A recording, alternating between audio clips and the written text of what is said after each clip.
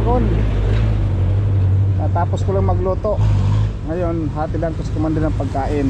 Ayan o, sarap yan. Abangan nyo sa aking full video kung ano ang niluto kong ulam. Hindi siya nagbaon. Alam niya pag nasa bahay ako, yun lagi inaasahan niya. Tara.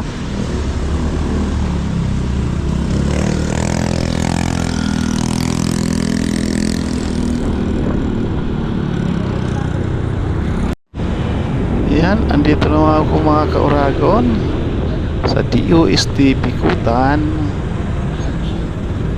Maganda po ang panahon mga ka-Oragon.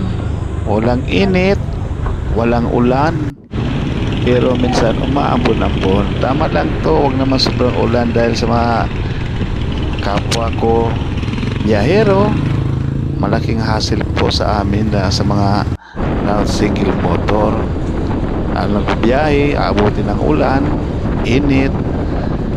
Yun di po may iwasan na baka magkaroon ng karamdaman. Sana wag naman. Tama lang itong ganitong panahon mga ka-Oragon.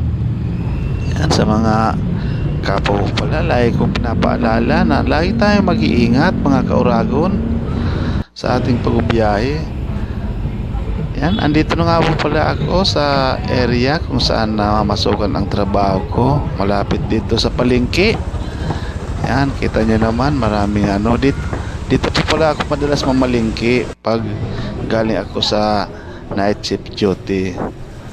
Yan, andito nga po ako. Palapit na ako sa aking bibigyan na ulam. At makikisuyo po muna ako sa 5-9. Ma'am, pasuyo na po kayo. Mayet. Salamat ma'am.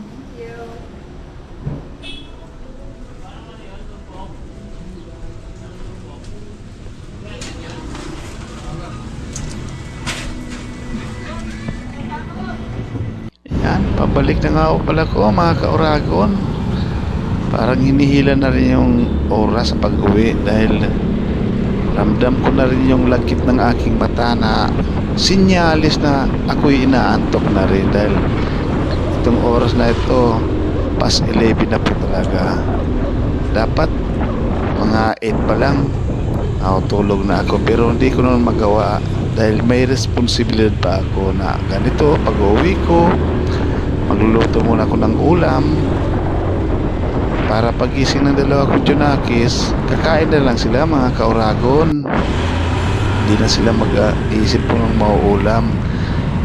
Ito po talaga yung routine ko sa araw-araw na pagdating, asikaso muna sa kanila. Yun naman talagang kaya kong gawin na magluto. Pero pag may time naman na mahaba-haba, ang hinaharap ko, langgana. Yun ang talagang gawain ko mga ka-Oragon. Yung dalawa, maglaba, magluto, maghatid. Yan. Pero pag itong galing ko sa duty, hatid lang muna, luto, laba, yan ang trabaho ko. Paghapon naman po pala, mga 3:30, nabiyahe naman ako para sunduin ang asawa ko bago ako pumasok mga ka-Oragon. Routine po yan. Talagang di ko na maiwasan yan. Ito talaga yung responsibilidad ko mga ka-Oragon. Yan, at lagi ko rin pinapaalala sa mga kapwa ko biyahero, lagi po tayong mag-iingat. Lagi nating isarang-alang ang ating kaligtasan pag tayo nasa kalsada. Magbaon po tayo ng maraming pasensya. Huwag po tayong pabara-bara mga ka-Oragon para iwas disgrasya.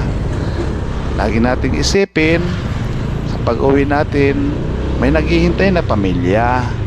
Andito na po pala ako mga ka-Oragon sa purok namin kung saan kami nakatira. Salamat nga po pala sa inyong suporta. Sana di kayo magsawa. Paki-like na lang po ang aking mga video, comment, share. Mga ka-Oragon, maraming salamat. Kung di dahil sa inyo, di ko naman to ginagawa.